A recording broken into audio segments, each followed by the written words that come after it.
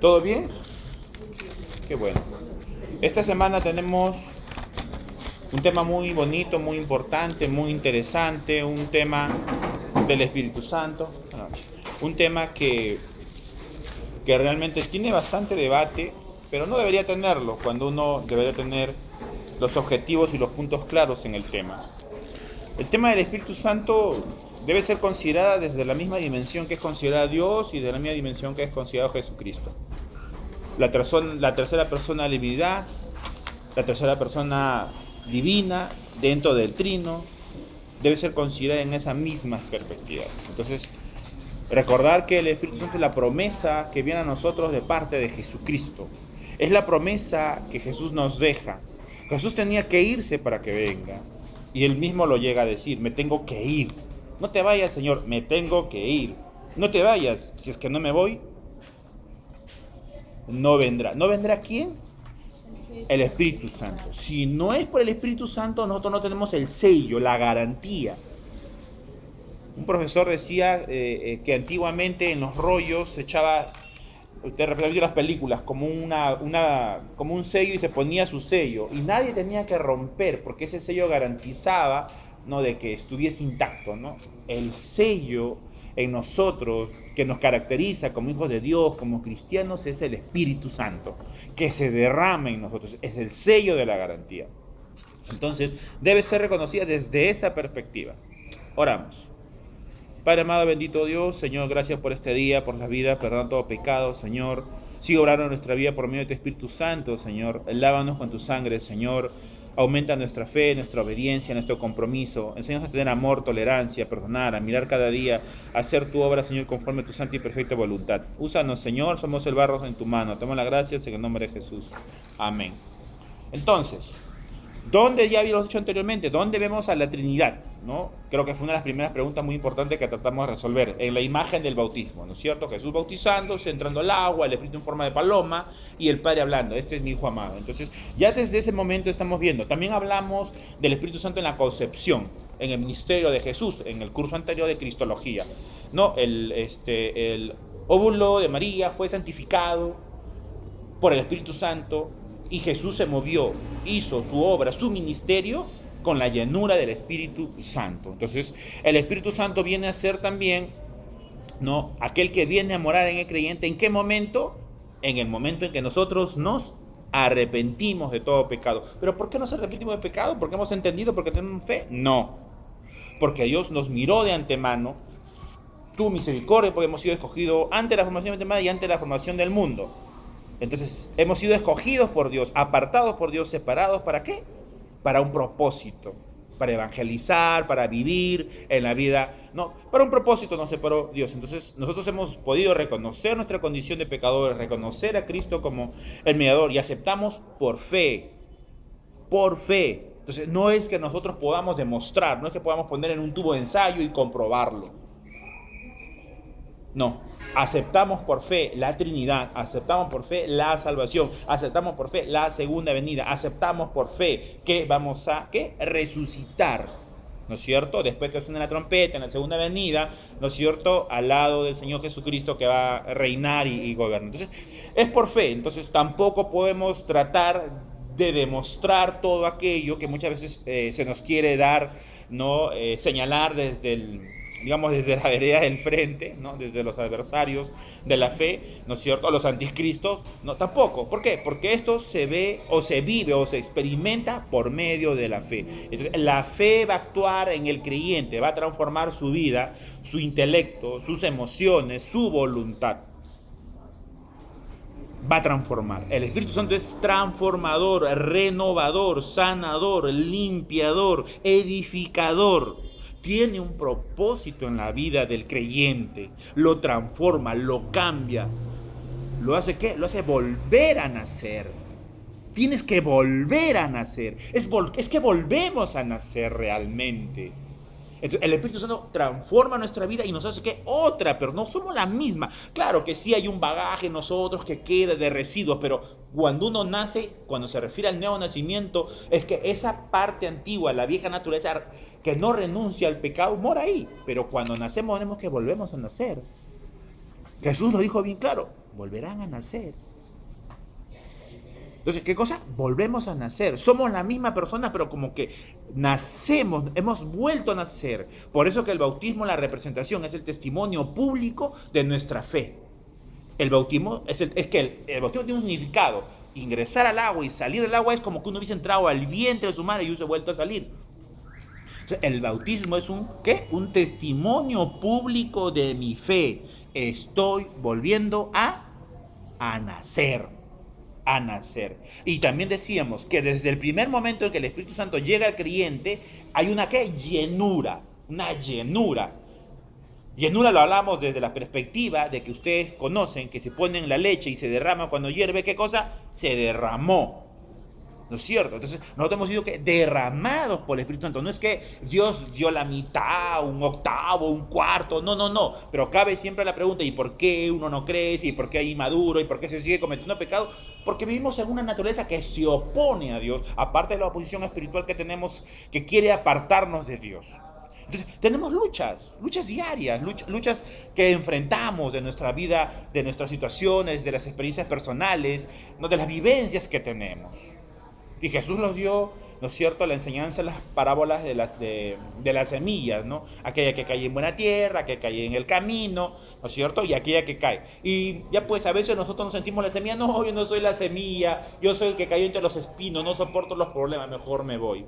¿No es cierto? Mejor me voy, pero Dios no nos deja solo, siempre va a estar con nosotros, siempre nos va a enseñar, siempre nos va a acompañar, siempre nos va a guiar, siempre nos va a dirigir, siempre va a ser un milagro en nuestra vida, un testimonio personal, diría yo, porque la vida del creyente tiene testimonios personales delante de Dios. La vida del creyente tiene testimonios personales delante de Dios. Cada vida delante de Dios es importante, tiene valor, tiene el alto precio más grande que puede existir. Lamentablemente mucha gente no entiende esto y lleva su vida.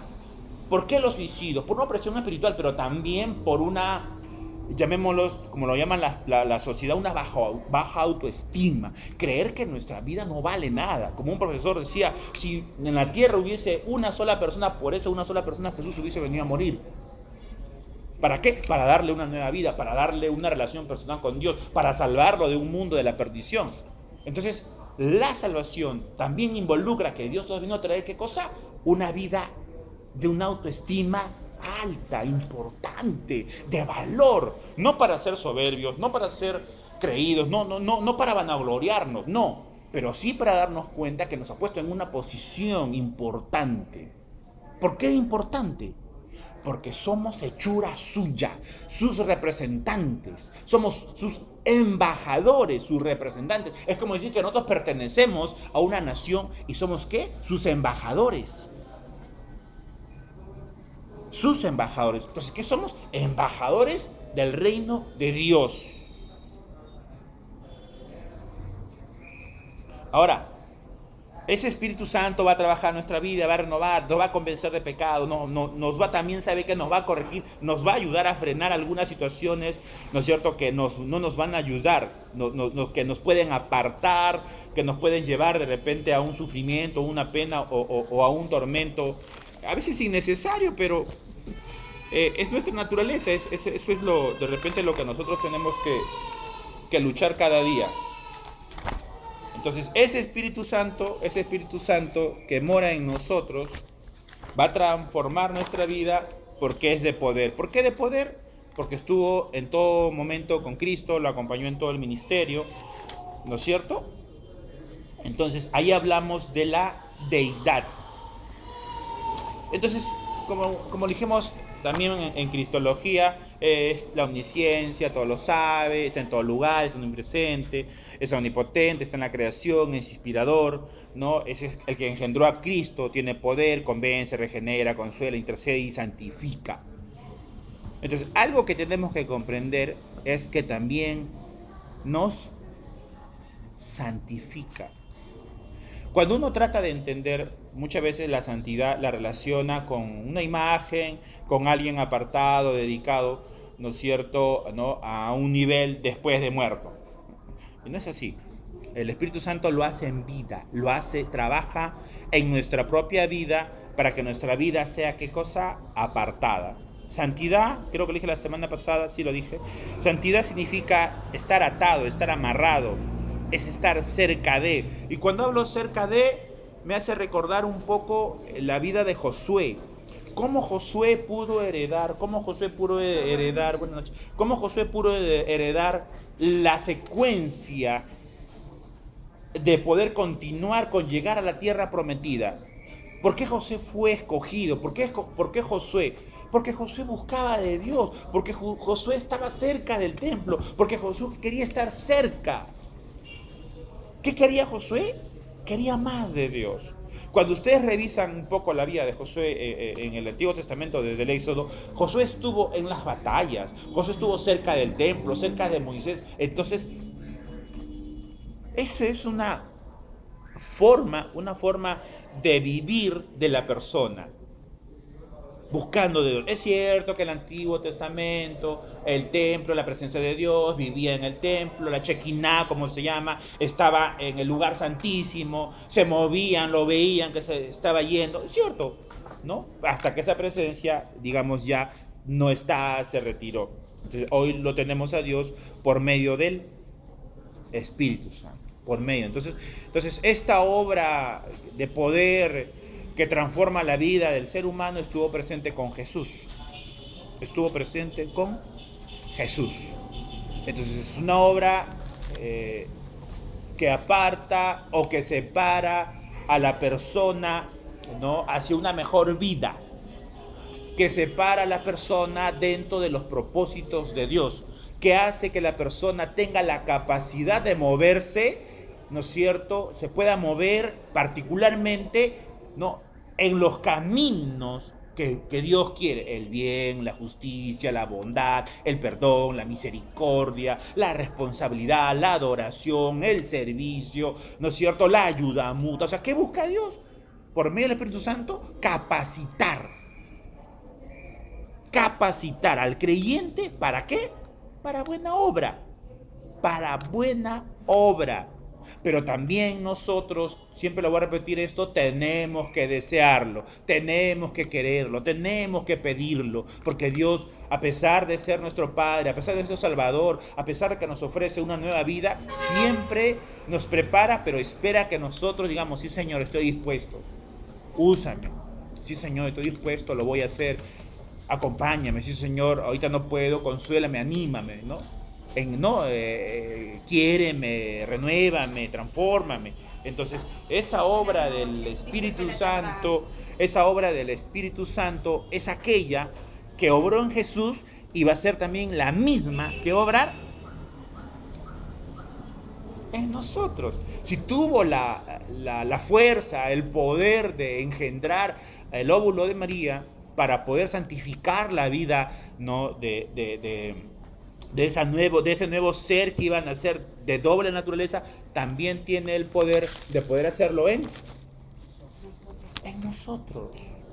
La pregunta siempre va a ser la misma: ¿pero por qué ahora no? ¿Pero por qué se cae? Es una lucha diaria, es una lucha que nosotros vamos a vivir, ¿no es cierto?, cada día, porque no solamente, como decíamos en la clase anterior, no solamente se trata del hecho de saber que Dios todo lo sabe, ¿no es cierto?, está en todo lugar, ¿no?, sino es nosotros cómo aplicamos en nosotros que recibimos una sabiduría espiritual, que recibimos esa capacidad, cómo lo aplicamos, cómo lo vivimos. Entonces, eso se llama ¿qué? Responsabilidad. Dice: aún de lo bueno que dejamos de hacer, aún de eso vamos a rendir cuentas. Entonces, realmente nuestra responsabilidad, que viene de parte de Dios, no es que recibimos algo y no hay un compromiso, no es que recibimos algo para nada, no es que recibimos algo solamente, bueno, pues ya lo tengo, no. Por eso está la parábola de los talentos: 1, 2, 3, 4 y 5. Entonces, ¿se nos da para qué? Si se nos dio una, se nos dio, ¿para qué es? Para utilizarlas, para vivirlas, para ayudar al prójimo. Debemos comprender ¿Para qué Dios nos llamó? ¿En qué podemos ser útil? Siempre lo voy a decir, no solamente hemos sido llamados para estar viviendo dentro o sirviendo dentro de un ministerio en la iglesia, también lo tenemos que hacer en la sociedad. Un compromiso social. Un compromiso de poder compartir la palabra con los hijos, con los nietos, con la familia, con los seres queridos. Un compromiso de servir dentro de un lugar. Por ejemplo, en un colegio, en el salón de mi hijo, de repente, no sé, me eligen. Yo digo, no, yo soy cristiano y no, eso no puedo ser. No debemos dejar de asumir una responsabilidad, porque si las personas nos eligen para ser un tesorero porque creen que tenemos la capacidad, pues hagámosla, asumamos ese compromiso. Por eso digo, en la sociedad, no solo el compromiso es total, total, en todas las áreas de nuestra vida, en todas las responsabilidades que nos rodean. Por eso dice Dios, todo lo que venga a tu mano a hacer, hazlo. Ahora, el Espíritu Santo han tratado de representarlo de muchas formas, ¿no es cierto? La paloma, el agua, el fuego, el viento, el aceite, solo son representaciones, nada más. No es que hay dos espíritus, no es que falta un segundo sello, no es que falta una segunda venida, no, esas enseñanzas no son muy sostenibles. Ahora, no niego, creo que lo dije acá en otro curso, no me recuerdo bien, pero bueno, no niego de que hay creyentes que pueden tener una experiencia personal. No, nunca me voy a olvidar del pastor Humberto Lai, que congregaba en la Alianza y luego sintió que el Espíritu Santo lo tocaba, ¿no es cierto? Y luego formó su propia iglesia y se volvió una iglesia carismática, ¿no? He conversado con amigos míos, pastores también, que me han dicho, ¿no?, que han vivido una experiencia. Entonces, las experiencias no significan una segunda venida del Espíritu Santo. Las experiencias personales no significan de que uno necesita una llenura. ¿Por qué? Porque la llenura la hemos tenido ¿desde cuándo? Desde que nos hemos arrepentido. La llenura la tenemos desde el momento en que Dios nos hizo darnos cuenta de nuestra condición. Desde ahí, desde ese momento que aceptamos a Cristo, tenemos la llenura. Desde ese momento. Hay que considerar que de repente el ministerio de Jesús nos debe ayudar un poco a ver en ese sentido el hecho de vivir a plenitud su ministerio, ¿no? Cómo él pudo vivir a plenitud. Lo dije la semana pasada y voy a insistir en esto, ¿no? Porque es necesario recordarlo, porque Jesús siempre se daba el tiempo de orar. Jesús siempre se daba el tiempo de orar. Tenía el tiempo de orar. ¿Cómo logró él llevar su ministerio hacia adelante? ¿Cómo? Orando. Jesús oraba en cada momento. Jesús oraba por su vida, por el prójimo. Es una relación por medio de la oración. No porque estaba concebido por el Espíritu Santo, no porque él era la doble naturaleza y también era humano y divino a la vez. No por eso, nada más. Ya pues ya, estoy completo, no tengo nada más que hacer y ya. No. Jesús no dejó de orar. Hasta los últimos momentos que él vivió entre nosotros, que es en la cruz, no dejó de orar. Bueno, por supuesto que después también resucitó. No dejó de orar. Entonces, nosotros tenemos que tener presente que la relación personal con Dios es a través de la oración. Unos dirán a través de la conversación, pero es a través de la oración. Tenemos que orar, ponernos a cuenta, buscar de Dios, decirle que nos acompañe en nuestros sueños, en nuestras metas, en nuestros planes, que nos use, que nos abra el camino, que nos guarde del mal, que nos guarde de tentaciones, que nos fortalezca, que transforme, que quite aquellas raíces de amargura que aún están en nosotros, aquellas raíces que se oponen a un crecimiento, que limpie, como diría alguien, nuestras arterias espirituales que no puede fluir Dios totalmente en nuestra vida. Pero eso es a través de la oración, no hay otra manera, no existe otra manera.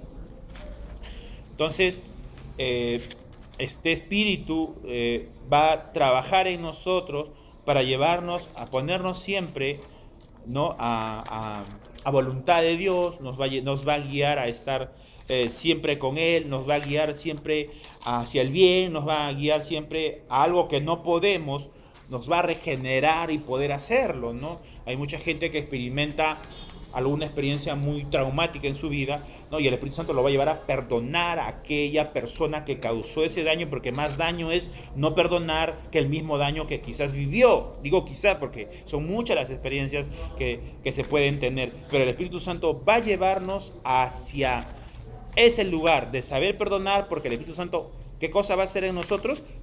Renovarnos, sanarnos. ¿Sanarnos para qué? ¿Para qué estaríamos? A ver, ¿para qué Dios quería que estemos sanos? ¿Para qué? Claro, podernos usar. Podernos usar. Pero, a ver, cuando hablamos cuando hablamos de usar, comprendemos en el ministerio de Dios, ¿no es cierto? Y muchas veces solamente comprendemos o vemos que el ministerio de Dios se da a través de que si evangelizamos, hablamos de Dios o no hablamos de Dios. Solamente desde esa perspectiva. Solo desde esa perspectiva será.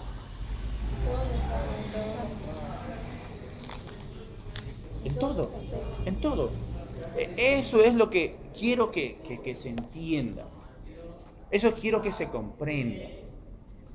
A veces nosotros aplicamos un reduccionismo a la obra del Espíritu Santo en nuestra vida. Y no es así. Llegamos acá y estamos consagrados, Señor mi Dios, te adoro, gloria a Dios, amén, aleluya, pastor.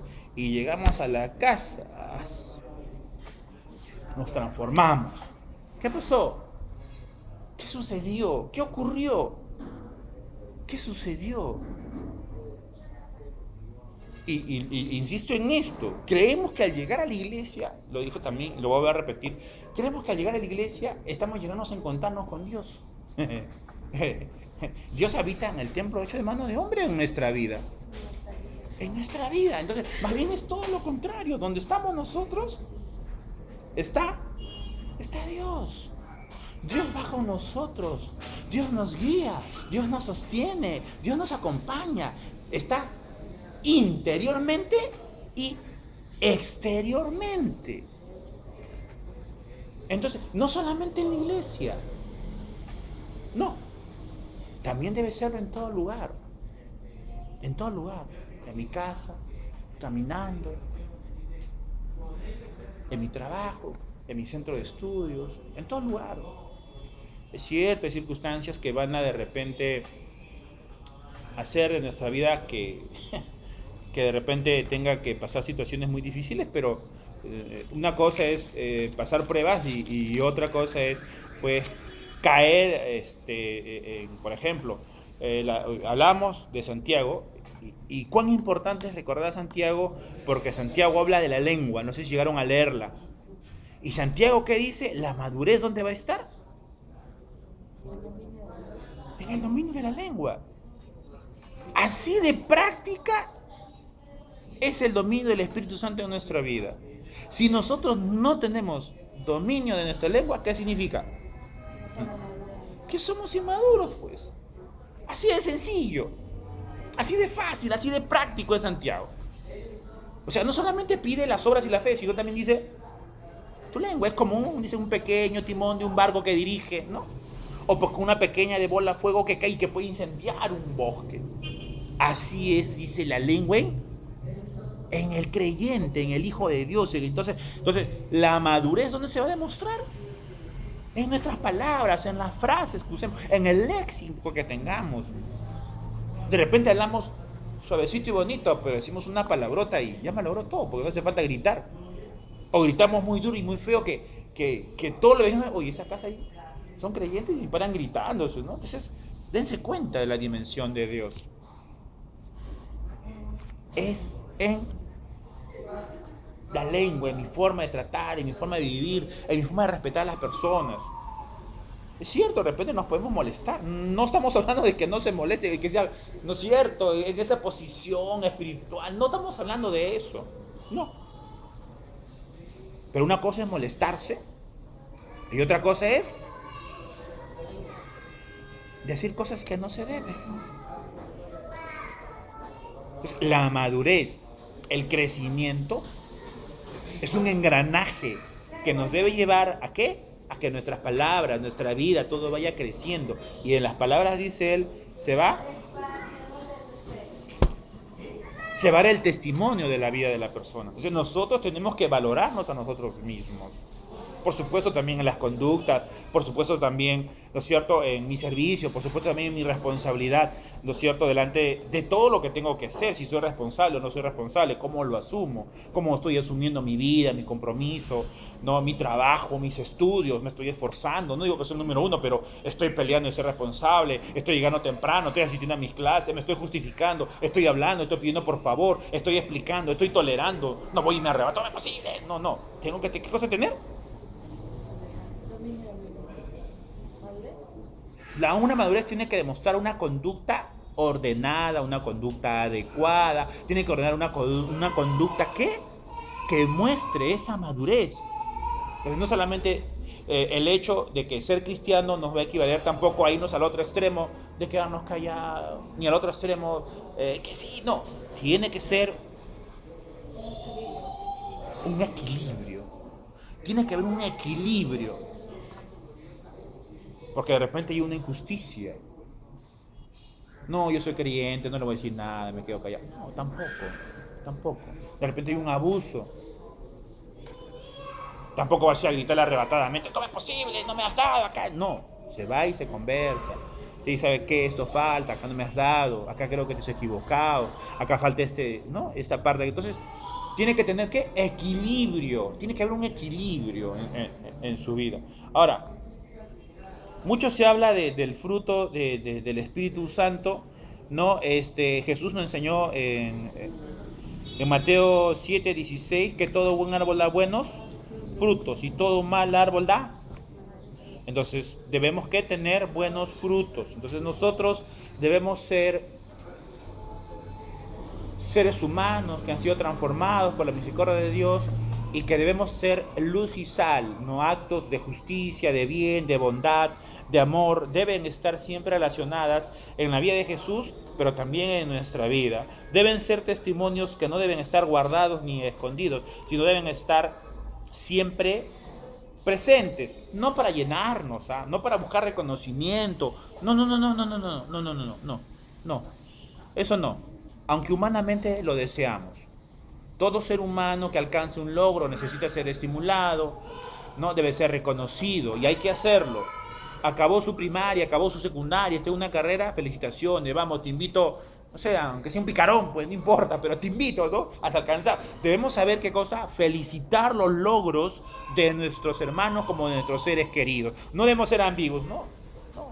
O si alguien obtiene algo, una carrera, o de repente se compró una casa, un auto, no lo sé. Debemos ¿qué? Felicitaciones, qué bien, Dios te bendiga, ¿no? Tenemos que, ¿qué cosa hacer? Personas que no demuestren ser envidiosas. Personas que puedan romper con aquello que nos puede atar y saber estimular, felicitar, reconocer el esfuerzo de otros. ¿Ok? Claro, si tienes tu primo que llegó, no sé, a un instituto, se va a titular a la universidad, tienes que felicitarlo, agradecerle, ¿no? Entonces el Espíritu Santo tiene que mostrar como fruto una característica, ¿no es cierto? La mayor de ellas debe ser el amor, del griego karpos, que significa como beneficio, es un fruto de un dominio y de un amor al prójimo. La palabra griego ágape de amor, de un afecto o benevolencia especialmente plural, de un amor, más bien Dios muestra su amor para con nosotros en que siendo aún pecadores, Cristo murió por nosotros. Entonces, cuando yo les digo una característica al prójimo, si Dios nos amó siendo pecadores, ¿cómo nosotros no podemos amar a otros? En reconocerles, en felicitarles, en agradecerles.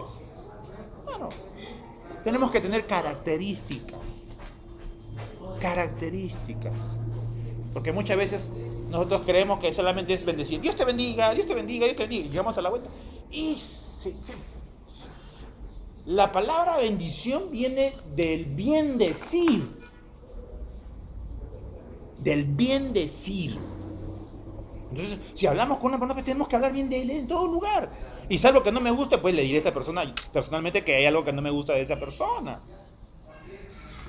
Claro que a todo el mundo no le voy a andar diciendo eso, pero es mejor tener una actitud que, como Dios quiere tengamos, de bien decir. ¿Por qué? Porque Dios no quiere que hablemos ni lo malo de los otros. Mejor no hable de lo malo que hace el resto. ¿Por qué creen que lo dice?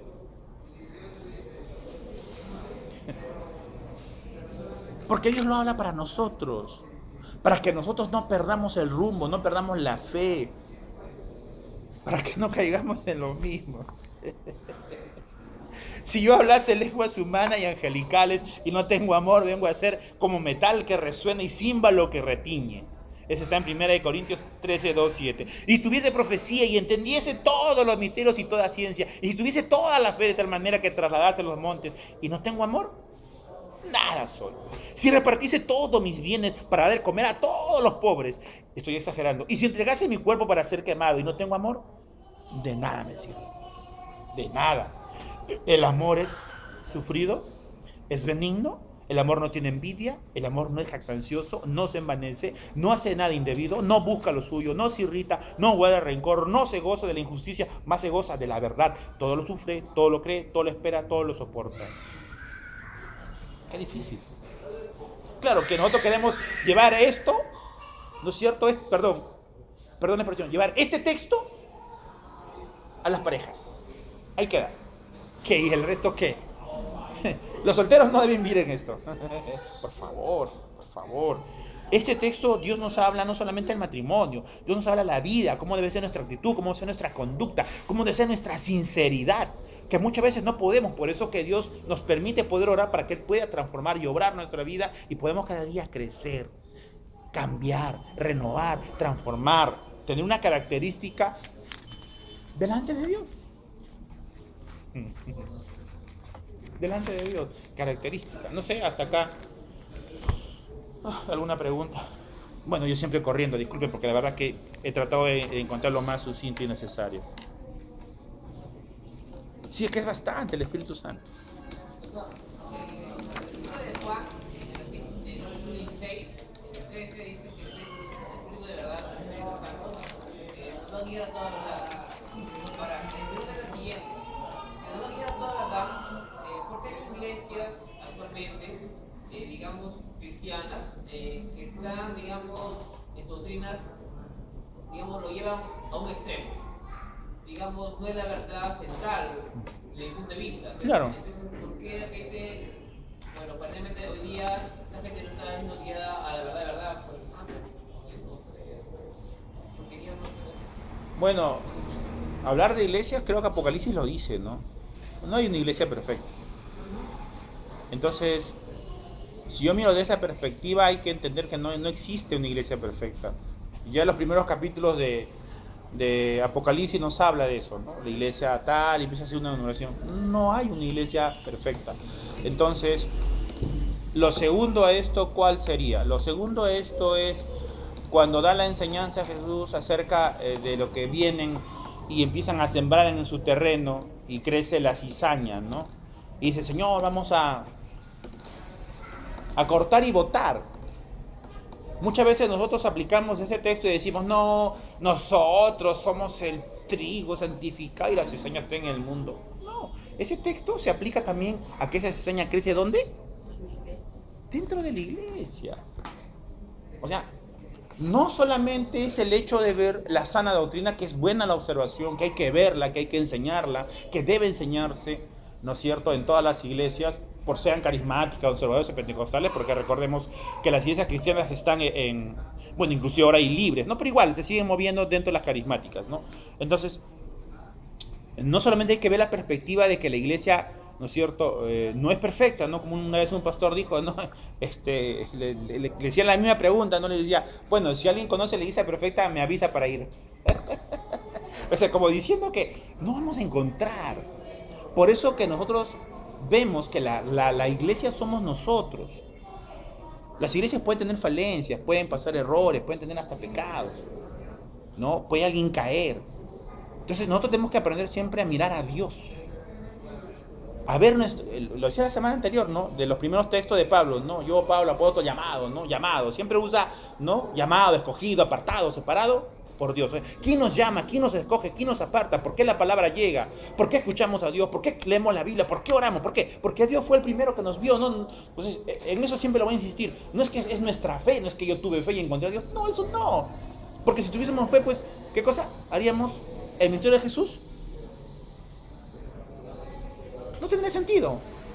Entonces, en ese sentido, ¿hay iglesias? Bueno, ¿qué podemos hacer? Pues, pero, como digo, no, yo me convertí por una pentecostal, llegué a algún momento a una carismática que me gustó y ahora estoy en una iglesia más conservadora que es la Alianza. Entonces, Dios usa todas las iglesias para diferentes necesidades y si uno lo va a hacer un estudio, las iglesias pentecostales tienen una llegada a un estrato social más bajo, ¿no? Es la realidad, hay que verlo así. Claramente lo hemos estudiado, lo hemos visto, ¿no? Lo decimos con objetividad, sin otra, ¿ya? No, las iglesias carismáticas y las conservadas como nosotros están en un estrato bajo dependiendo del lugar y en un estrato medio alto. Así es, esa es la realidad. Esa es la realidad objetiva y concreta. Las pentecostales están con la gente más pobre, más delincuente, más desbarriada. Y llegan más lejos, más estratos. Sí. Las conservadoras y las carismáticas están en lince. Entonces, sí. Entonces, existe también esa realidad. Pero tenemos que seguir comprendiendo que la iglesia somos nosotros. Entonces, yo pienso que al referirse a la Biblia, la iglesia, como nosotros somos la iglesia, no es literalmente una iglesia ni una denominación. Yo creo que es así de todas, ¿no? Porque cada uno es parte del cuerpo de Cristo, es parte de la iglesia. Entonces, si se refiere a la iglesia, yo pienso que a mi manera de pensar, ¿no? Usted me corrige. O sea, no tengo nada que corregirle. La iglesia es así, o sea, no es una sola iglesia, sino es de todo lo que realmente. Está hablando como teólogo, hermano, usted. Realmente han hecho y tiene toda la razón. Las iglesias deberían ser una sola. Pero, hermana, por una iglesia, qué difícil es unir a las iglesias. Pero bueno, es una... Sí, por favor, no, adelante.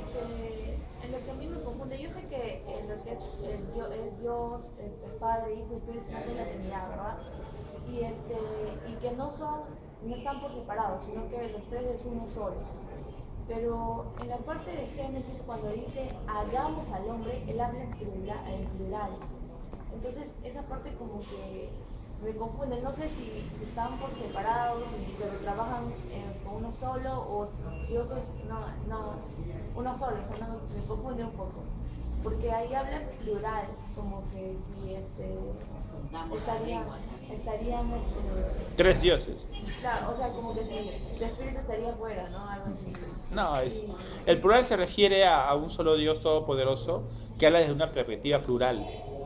Hagamos, o sea, el hecho de ser Dios es todopoderoso, es hacer, crear bajo sus propios moldes de Él. Hagamos al hombre. Habla en plural. Entonces tú empiezas a revisar el texto desde el Génesis 1 y vas a encontrar, no lo he querido detallar, pero bueno, vas a encontrar ahí al Espíritu Santo, al Hijo y al Padre. Pero yo siempre digo, no miremos el Antiguo Testamento desde la perspectiva en que nosotros miramos. ¿Por qué? Porque el Nuevo Testamento ha sido escrito en base a una cultura griega, platonista, la carne, el espíritu. Y queremos mirar desde esa perspectiva. Dios es uno. Entonces, eso se practica mediante la fe. Las cosas reveladas y las cosas escondidas solo pertenecen a Dios. Nosotros no las podemos comprender. Pero tenemos un único Dios. En tres personas, pero un único. Alguna vez digo, es como nosotros tenemos, ¿cómo yo puedo explicar cuerpo, alma y espíritu? Pero aún ese pensamiento sigue siendo platonista. Porque yo me confundo, por ejemplo, a la hora de orar. ¿A quién le pides? Claro, no, al Espíritu Santo no le vas a pedir, ¿no? No. Solamente por medio de Cristo. Porque dice que todo lo que pidan en nombre de Jesucristo. Claro. Pero si Dios es el mismo, no es a... No. Recuerda que el plan de salvación equivale a que nosotros tenemos ingreso, tenemos entrada ante esa santidad de Dios por medio de Cristo. Sin ella no tenemos entrada. No tenemos entrada. Entonces, esa parte me confunde un poco. No, recuerda que en el Antiguo Testamento el Espíritu Santo se movía. Pero, Sansón, los profetas, el mismo rey Saúl empieza a profetizar. El Espíritu Santo, lo que pasa es que en el Antiguo Testamento el Espíritu Santo se manifestaba en la persona, no moraba en la persona. Ahora el Espíritu Santo mora en nosotros. eso que dice que el Padre, el Hijo y el Espíritu Santo son tres formas de las cuales Dios se manifiesta, ¿no? Pero por eso, Y que todo en el trabaja- Antiguo Testamento no moraba en nosotros, ahora mora. Por eso digo, en el Antiguo Testamento la manifestación del Espíritu era diferente a la de ahora. Ahora mora en nosotros. ¿Cómo? ¿Por qué no moraba en el Antiguo y ahora mora? ¿Por qué? Porque Jesús lo ofreció que tenía que venir. Como parte de Él. Él tenía que irse y tenía que venir a morar en nosotros. Sin esa morada en nosotros, ¿y a Jesús cómo lo reconocemos? Porque vivió entre nosotros. ¿Y cómo lo reconocemos al Padre? Porque Él lo dice. Entonces, no vamos a encontrar un texto, ¿no es cierto? Aunque hablamos también de ese tema, ¿no? En las clases, ¿no es cierto? No vamos a encontrar un texto que lo diga, pero insistimos en esto. Tú lo ves en el bautismo de Jesús, al Padre hablando, al Hijo y al Espíritu Santo. Lo ves. Habían insertado un texto que lo vimos en la segunda clase, ¿no es cierto? Donde daban a entender y el Padre y el Hijo son uno solo. No, pero ese texto había sido insertado. Ese texto no debe estar ahí. Creo que esa clase no llegaste a venir porque el hermano nos preguntó. Gracias por tu pregunta, muy importante ese día. Entonces, nosotros por eso, insisto en que nosotros creemos por fe. Por fe. ¿Qué cosa? Que Dios es uno solo. Aunque los textos no digan, por eso pues hay una mentalidad griega platonista que gira en torno a la vivencia cristiana. Y se escribe, y Dios estará sentado a la diestra, y Jesús estará sentado a la diestra del Padre, intercediendo por los lugares celestiales. Pero es uno solo, no son tres. No es que tienes a un Padre, un Hijo y un Espíritu Santo. No, es uno solo. ¿Cómo? Ahí está la fe. Pues. Justamente ahí radica la fe. Porque eso es lo que me confunde. También esa parte, como dice. Claro, que Dios no solo a estará ti, es un sentado debate de acá los y teólogos Jesús estará de sentado nunca a acabar. la diestra. Entonces, si Él estará sentado acá y Jesús a la diestra, entonces Claro. están separados, ¿no? Pero por eso, si nosotros empezamos a ver, vamos a tener un Dios politeísta.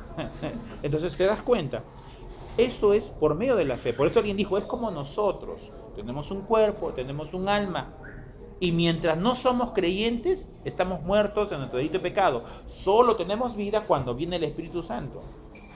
Y se abre el otro debate de dicótomo, tricótomo. Otros dicen teólogos que no, nosotros somos dicótomos. Otros somos tricótomos.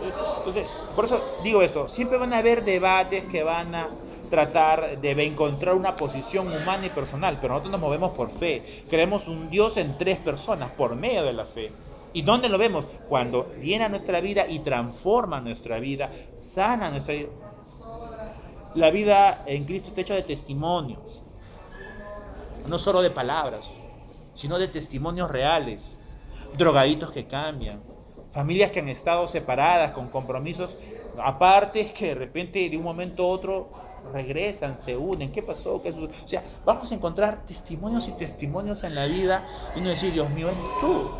¿Cómo el hombre va a poder hacer eso? Ni la mejor serie, ni la mejor película realmente va a poder captar lo que realmente Dios puede transformar en el hombre. Y lo primero que siempre Dios, lo acabo de leer hace un ratito, va a querer mostrar es el amor. Es el amor. Lo segundo que va a querer mostrar es el gozo. Gozo. De la palabra chara, alegría, un estado de regocijo, un estado de felicidad. El gozo solo viene de la obediencia a Dios. El gozo solo se da en una alegría delante de Dios y una satisfacción de haber delante de Dios obtenido algo. Llegar a algún nivel, un gozo. Es una satisfacción que solo lo vive el creyente. No lo encuentras en ningún lugar. No está en el sexo y placer. No está en la alegría. No está en los triunfos. ¿Por qué? Porque son pasajeros. Porque son pasajeros. En cambio, la obediencia que lleva al gozo no es pasajero, es una posición en el creyente. El gozo te da satisfacción, te da seguridad, te da tranquilidad. el gozo. Después vendría la paz, del griego irene, armonía, tranquilidad. Entonces también nos va a llevar a un estado, ¿no?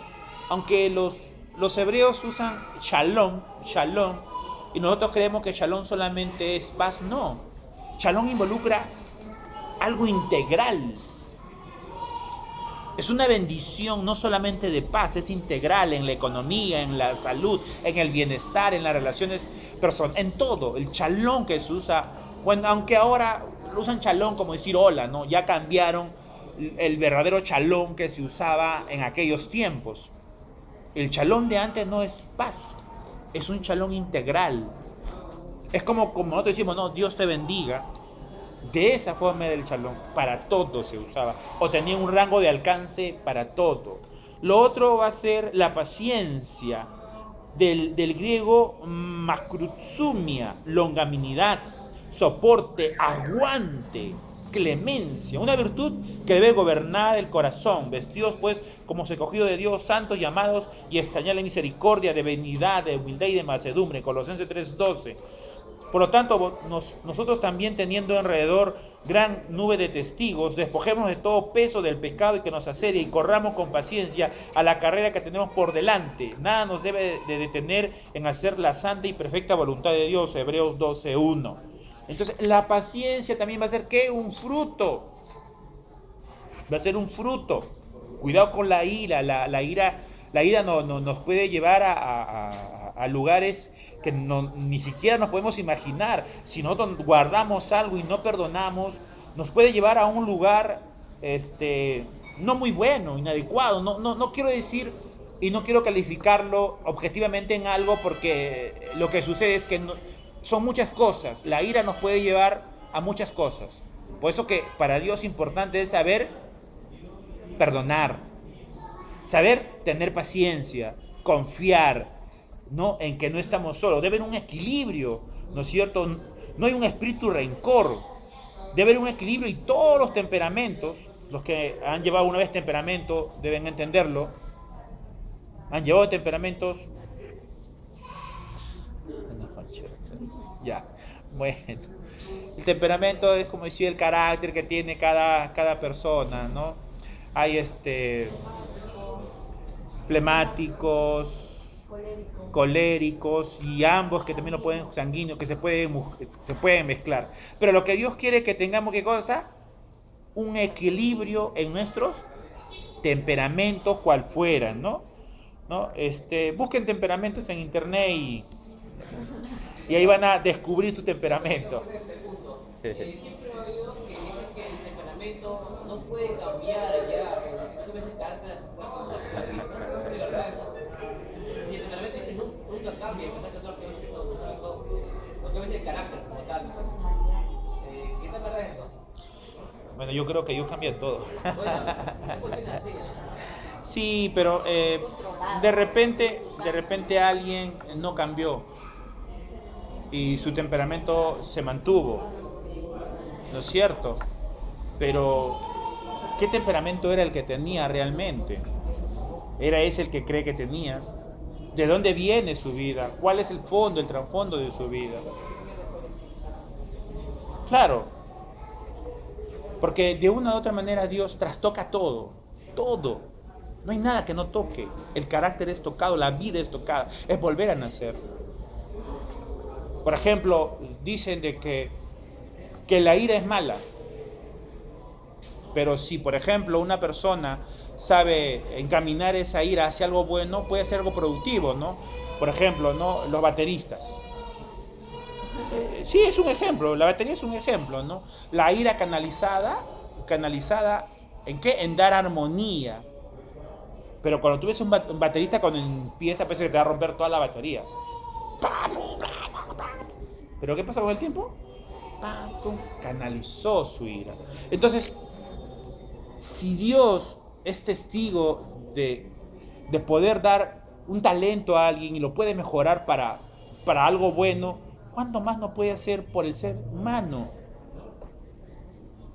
Recuerda que Pablo fue asesino. Y si lo vemos de la perspectiva, no de ese tiempo, al actual momento, ¿qué sería? Un psicópata. Claro, porque si vamos a aplicarle el rigor de nuestra época a Pablo, ¿qué sería? Un psicópata. Lo mismo sería Moisés. Si le aplicamos el rigor de nuestra actualidad, ¿qué sería? Otro psicópata. ¿Con qué? Con trastornos de personalidad. ¿Y rasgos de qué? De psicopatía. ¿Qué hizo Dios con ellos? Los transformó. Entonces, Dios tiene, por eso que volvemos a nacer, toda la capacidad en su poder de transformar. Ahora, por eso digo, que de repente algunos los quieran mantener igual, ¿no? Son flemáticos y son flemáticos toda la vida, ¿no? Llamémoslo así. Oye, pero no va a ser el mismo flemático. ¿Te das cuenta? Lo va a transformar, su carácter va a ser diferente. Lo va a renovar, va a haber un cambio. Va a ser un flemático, pero no va a ser, no, o aquellos que son llorosos, gracias, melancólicos. Lloroso, la muerte se lo lleve, que ya quiere morirse. Dios lo transforma.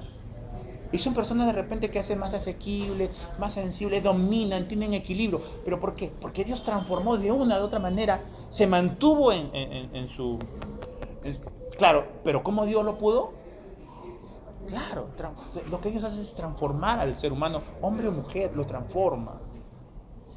Por eso digo, puede ser diferente o puede mantenerse, ¿no? Porque tenemos que hacer ¿qué cosa? Una investigación, aplicar una teoría, hacer investigación, tener un grupo y investigar para de repente tener una respuesta más objetiva, ¿no?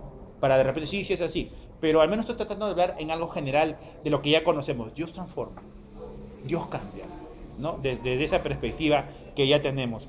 Entonces, la benignidad tiene que ser también parte del dominio, o es una suavidad del carácter, un carácter de disposición reposada en la cortesía, que Dios ha operado en su corazón, ¿no es cierto? Que no anda malhumorado o amargado, al contrario, corrige, endulza, no tiene un carácter irritable, hace de un corazón bondadoso, ¿no es cierto? La benignidad. También está la bondad, que es la generosidad, ¿no?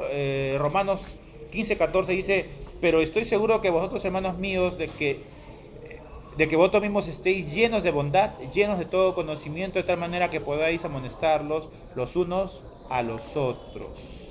Y en segunda de Tesalonicenses dice: por lo cual, asimismo, oramos siempre por vosotros para que nuestro Dios os tenga por dignos de su llamamiento y cumpla todo propósito de bondad y toda obra de fe con su poder. Segunda de Tesalonicenses 1:11. La fe, ¿no? De la palabra griega pistis, persuasión, credibilidad, es una moralidad de convicción, de veracidad delante de Dios, de alguien que es un maestro religioso, ¿no?